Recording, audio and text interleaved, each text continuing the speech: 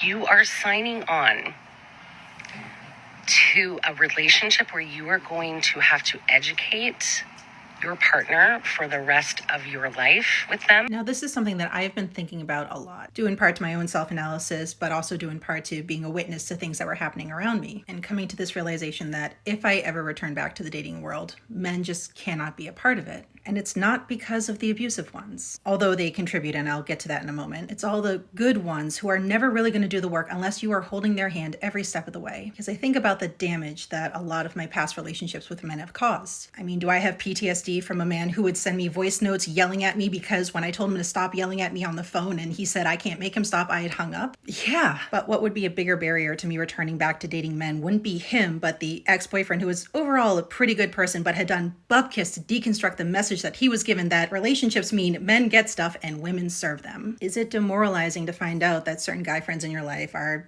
chronic cheaters or domestic abusers? Yes. But what is insidiously and irreconcilably damaging is the guy friend that you know has a good heart and is actively working to deconstruct the things that patriarchy has taught him. But the second that he is asked to grow in ways that are uncomfortable for him, he scurries on back and leans into those patriarchal systems. Because this deconstruction makes me feel bad. Why feel bad when I could just feel good? And yes, the exhaustion over even the idea of having to hold a man's hand every step of the way is expedited by the experience of being in an abusive relationship. After destroying yourself over trying to explain the basics of human decency and kindness, and doing so in a way that will not set him off, because you know how much worse it's going to get if you even accidentally challenge his ego. Now, I am in the year of dating myself, and I have a feeling that this is going to extend far beyond just this year. But I think about the amount of work it would take to vet and filter out the bad ones, which is getting harder to do every single day because these manipulators are taking notes and adjusting their good guy cosplays. But to do all of that work to find a good one, only to realize that chances are pretty good that I'm going to have to do the lion's share of the emotional labor for his patriarchal deconstruction, why would I sign myself up for that?